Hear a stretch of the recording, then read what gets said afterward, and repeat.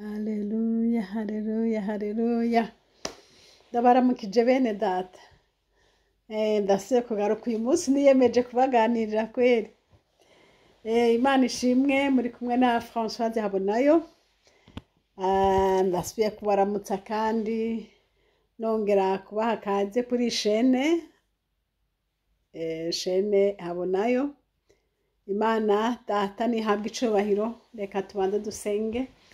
Gitandara ndagushimiye gusuye kwemera ko nzi imbere yawe Mwami Imana kugira ngo nganirize ubwoko bwawe ico washize ku mutima wanje. Ndasavye umfashe ushoboze mu wawe yera ashigikire kino gikorwa mu izina ryawe ryera Kristo Yesu, amen.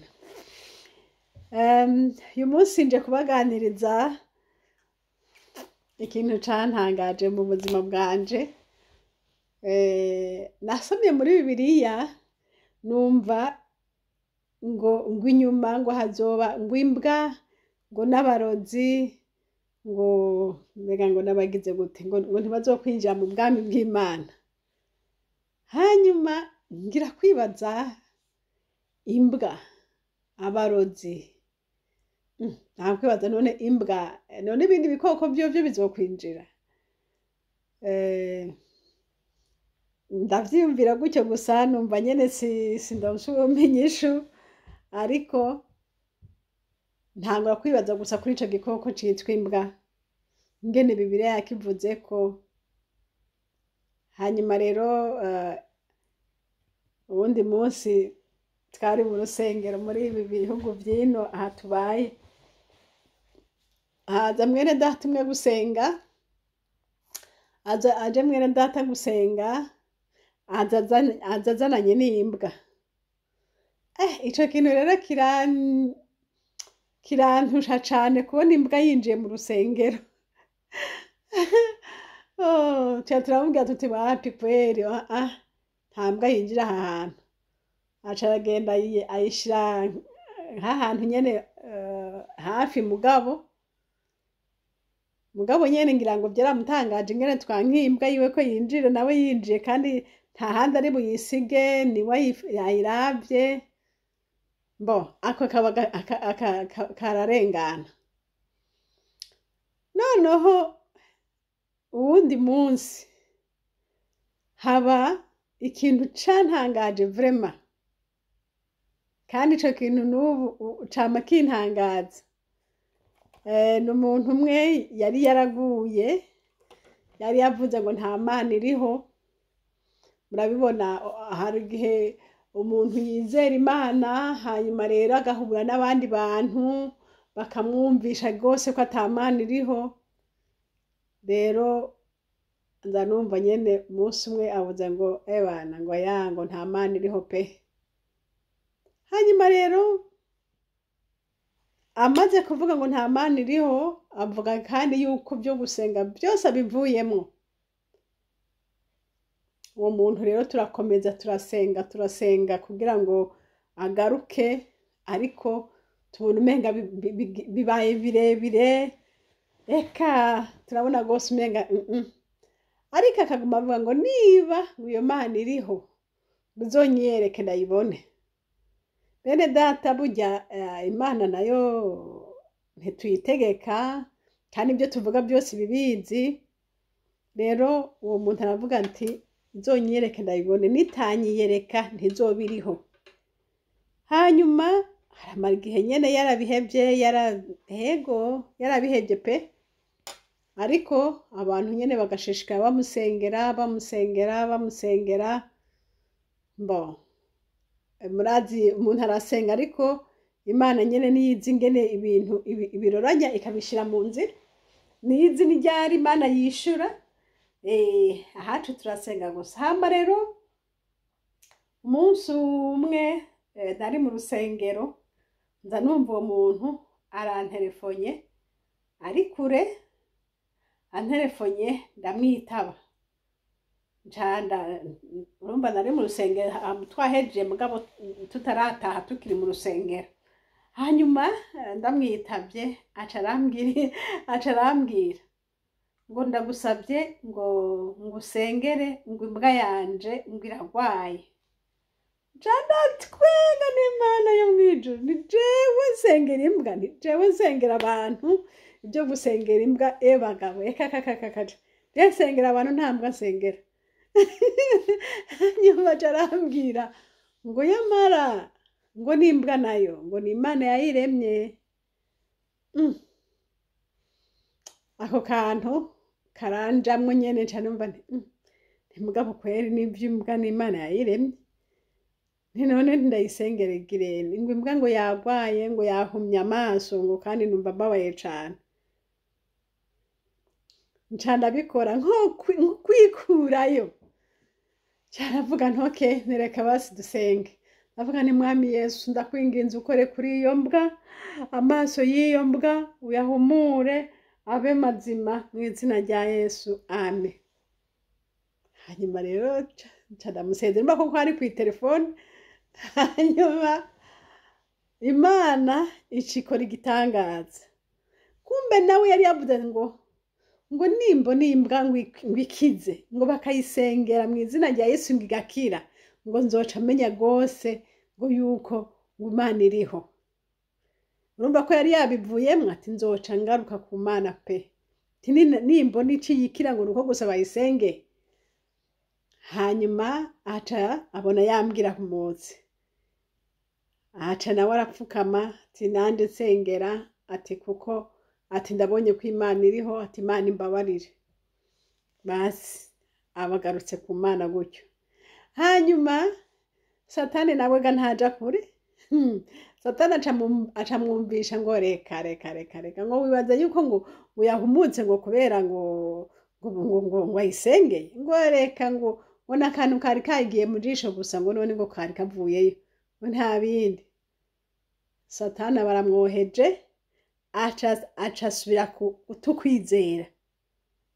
Aca aravuga ngo imbwa ngo nakari kayigiyemo ngo none ngo si kubera basenze ngo nta Mana iriho.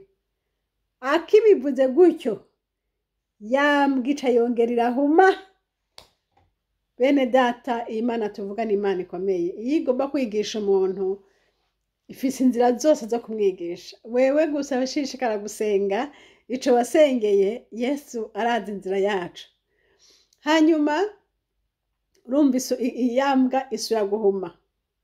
Isubiye guhuma nawe ati mbega yemwe none ndasubira guhamagara wa muntu w'Imana ndabisubira pe. Aca aravuga ngo Mana ngo ndakwinginze umbabarire ngo ariko vy'ukuri niba ari wowe wayikijije ngo ndakwinginze ngo nkorere igitangaza ngo ihumuke ngo nanje ndayisengere muri iryo zina rya Yesu ngo hame icumuka ngo vy'ukuri ngo camenya neza yuko imbwa ngo camenya yuko wewe ari wowe ugomba kunyiyereka ko uri Imana. Hanyuma aca arasenga ngo mu izina rya bugera Yesu iyi mbwa uyihumure ndakwinginze mu izina rya Yesu. Yambwa ica yongerera humuka. Bene data ndiko ndababwira ngo Imana ifise inzira zose Imana yozikoreramwo kugira ngo gusikore ico ishaka gukora. Imana icigira neza wa muntu abasobanukiwe Imana ati nukuri kumva Imana irahari kandi Imana irumva kandi Imana irakora. Aca arasubira agaruka mu nzira neza. Imana nihabwe icubahiro. Mwene data uri kurankurikira ushobora kumbure hari ibintu wasengeye imyaka myinshi ukamenya ukabona umenga ntivyavansa umenga ntibiguma hahandi. Kubona utabona uko biriko biragenda ntibisobanura ko Imana itavyumva canke ntibisobanura ko Imana vyayinaniye. Urumva ko imbwa yaratumye umuntu agaruka kugakiza. Imbwa ntikizwa, imbwa ntiyonasenga, ariko Imana irayikoreramwo kugira ngo yiyerekane ko ari Imana. Imana ishimwe. Hari ijambo nasomye sinzi ngo riri hehe mega ni muri Zaburi 24 reka ndabe. zaburi 24 ku murongo wa mbere ndibatse.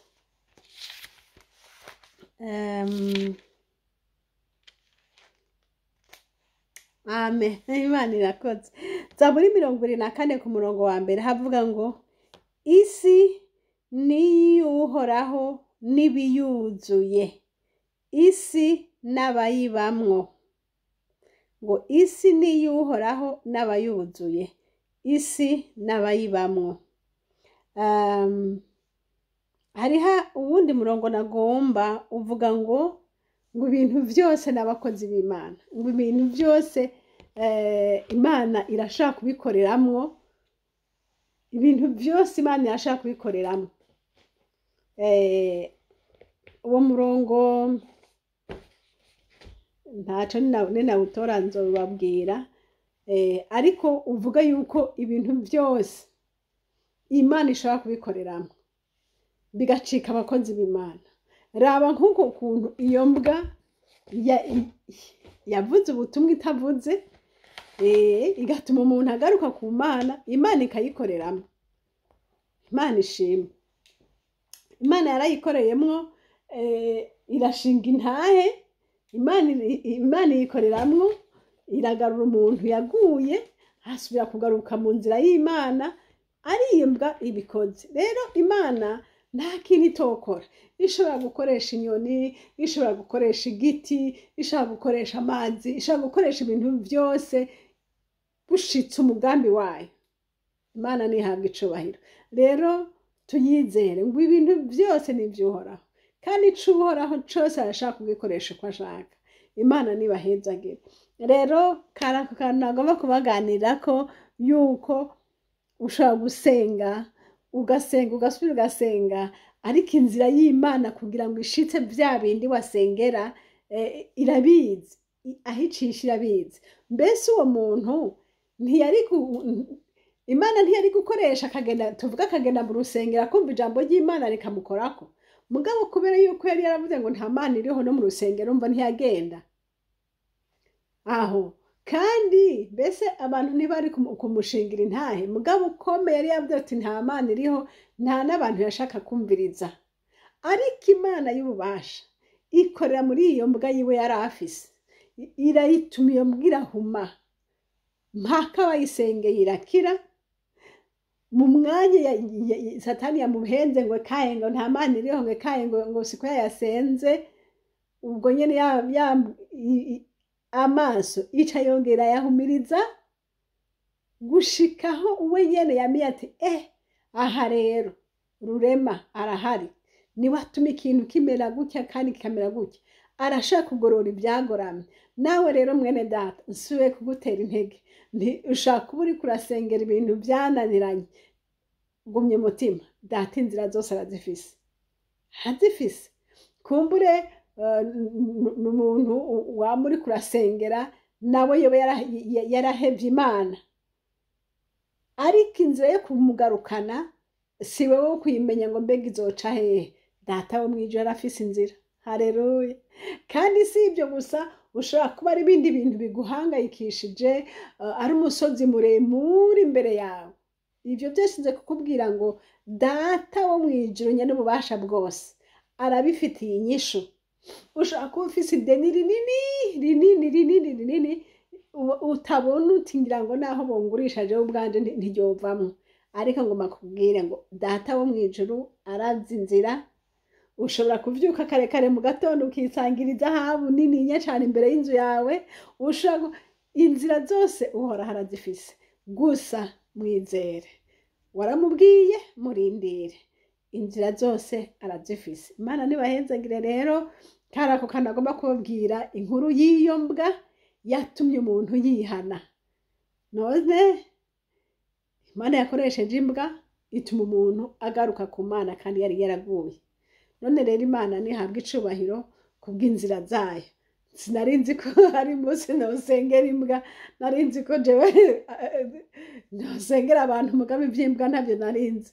Ariko ntacu tosengera, ushaka gusengera ibyo byose bitumye umuntu ahagarika umutima, wo bisengera kuko Imana igomba umutima w'umuntu. Imana nibaha umugisha, Imana nibahezagire. Ryari iryo jambo nagomba ko tuvugana ko ngo ntuhagarike umutima ngo mbega bizogenda gute.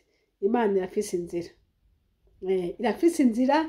Imana ishobora gukoresha icyo ari cyo cyose, nk'uko uyu murongo uvuze ngo isi niyo uhoraho n'ibiyuzuye, isi n'abayibamwe byose, isi n'ibiyuzuye, ibyo byose biyirimwo byose Imana ishaka kubikoresha kuko byose bifise ku bubasha.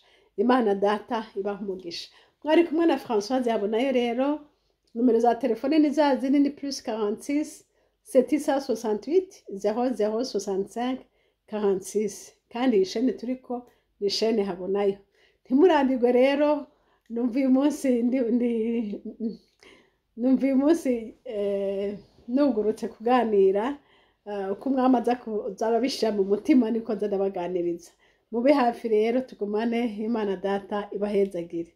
Amen. Mana data ndagushimiye, haleluya. Ndagushimiye ko ufise ububasha n'inkomezi. Ndagushimiye kuri uriya muntu Mwami Yesu Kristo yagarutse mu nzira yawe. Shishikara kumukomeza, shishikara kumwigisha, shishikara kumuha gutera intambwe aje imbere. Mu izina ryawe ryera Yesu, urakoze kubikora ukora, urakoze Mwami. Inzira zawe ntiziharurika. Yesu ndagushima. Hari abantu bakijijwe bumvise ubutumwa kuri televiziyo, hari abandi bakijijwe bari mu maprison, hari abandi bakijijwe basomye ibitabo, ariko Yesu n'uwo nawe yakijijwe kubw'iyo mbwa. N'ibyo ndabigushimiye. Byerekana ubutwari bwawe, byerekana ubukuru bwawe, byerekana ubushobozi bwawe Yesu. Izina ryawe nirihabwe icubahiro. Ndabigushimiye mu izina ryawe ryera Yesu. Amen. Haleluya.